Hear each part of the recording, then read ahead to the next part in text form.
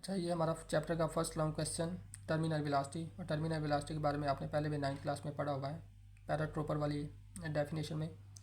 जो डेफिनेशन आपने पढ़ी थी उसके मुताबिक कोई भी पैराशूट जब ऊपर से नीचे ज़मीन की तरफ आता है तो वही कांस्टेंट वेलोसिटी हासिल कर लेता है, यानी अपनी वेलोसिटी चेंज नहीं करता है। एक ही वेलोसिटी से पैराशूट ज़मीन पे आता है, उस वेलोसिटी को टर्मिनल वेलोसिटी कहते हैं। तो डेफिनेशन इधर लिखी हुई है, the maximum and constant velocity of an object. किसी जिस्म की मैक्सिमम और कांस्टेंट वेलोसिटी, ऐसी वेलोसिटी जो चेंज ना हो, ना कम हो ना ज़्यादा हो। कब? जब ऐसा हो कि फॉलिंग वर्टिकली डाउनवर्ड, जब चीज़ें ऊपर से नीचे ज़मीन की तरफ गिरती हैं और कांस्टेंट वेलोसिटी हासिल कर लें तो उनकी वेलोसिटी का नाम हम टर्मिनल वेलोसिटी रख देते हैं। Explanation, consider a fog droplet. एक फॉग ड्रॉपलेट है फॉलिंग वर्टिकली डाउनवर्ड, जो कि नीचे की तरफ गिरता है, ऊपर से नीचे की तरफ गिरेगा। The drag force of air increases at the velocity of the droplet increases. जब ऊपर से ड्रॉपलेट नीचे की तरफ गिरता है तो हवा की जो ड्रैग फोर्स है नीचे से ऊपर की तरफ लगेगी फ्रिक्शन की, वो भी इंक्रीज करती है।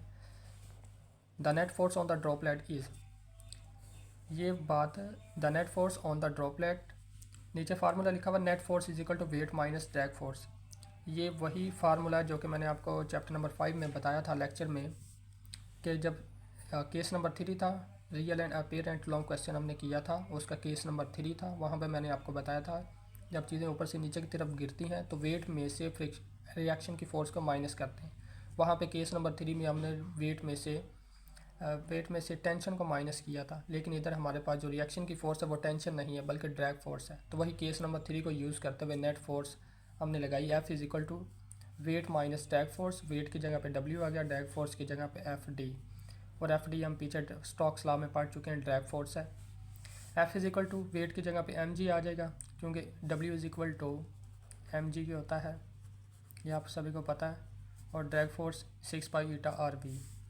फिर Newton second law, F is equal to M में, तो एफ की वैल्यू लगा दी एम में, एम जी वैसे आ गया minus 6 pi eta R B.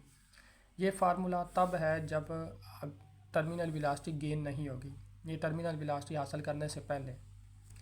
लेकिन जब फॉग ड्रॉपलेट ऊपर से नीचे गिरता जाएगा, एक वक्त आएगा when drag force becomes equal to weight of droplet, जब उसका वेट, फॉग ड्रॉपलेट का वेट और रिएक्शन की फोर्स, ड्रैग फोर्स, दोनों आपस में इक्वल हो जाएंगी, then it will start moving with uniform velocity. तो वो जो फॉग ड्रॉपलेट है यूनिफॉर्म वेलोसिटी या कांस्टेंट वेलोसिटी से ज़मीन की तरफ गिरना शुरू हो जाएगा।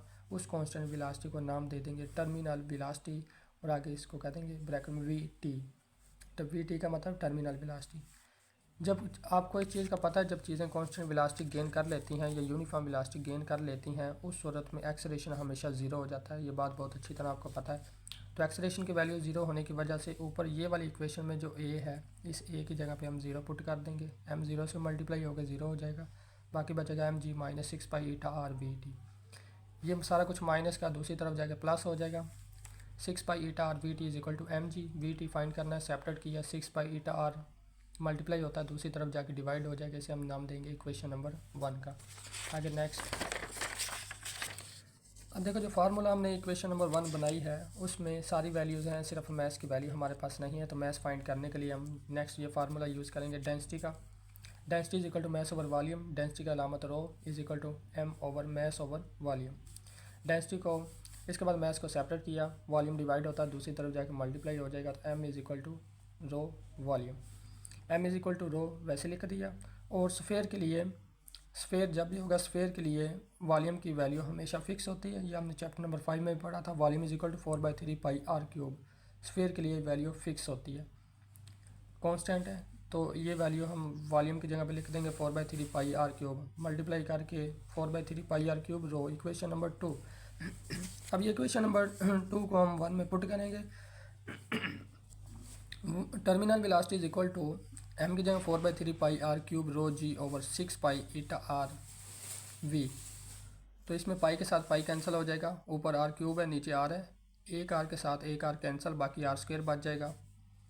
और इसके बाद ये वाला 3 नीचे 6 के साथ आके मल्टीप्लाई हो जाएगा, 18 ईटा बन जाएगा, ऊपर 4 रो स्क्वायर 4 आर स्क्वायर रो जी। ये हम इनको कट कर देंगे, ये ऊपर 2 बनेगा, नीचे 9 आ जाएगा। हमारे पास फाइनल टर्मिनल वेलोसिटी का फार्मूला बन जाएगा सॉल्व करने के बाद, 2 R square rho G over 9 eta. This equation shows that terminal velocity is directly proportional to the square of the radius of droplet. ये जो टर्मिनल वेलोसिटी होती है वो रेडियस के स्क्वायर के डायरेक्टली प्रोपोर्शनल होती है। ये क्वेश्चन मुकम्मल करने के साथ ही आपको इसमें डायग्राम भी बनानी पड़ेगी। फॉग ड्रॉपलेट है ये, इसका मास m है, इसकी फोर्स, इसका जो वेट है नीचे gravitation force is equal to weight, weight is equal to mg। और जब टर्मिनल वेलोसिटी गेन होगी तो इसके ऊपर की तरफ लगने वाली ड्रैग फोर्स Fd, ये दोनों इक्वल बन जाएंगी। जब ये दोनों फोर्सेस इक्वल बन जाएंगी तब एक्सेलरेशन की वैल्यू 0 हो जाएगी, टर्मिनल वेलोसिटी तब गेन होगी।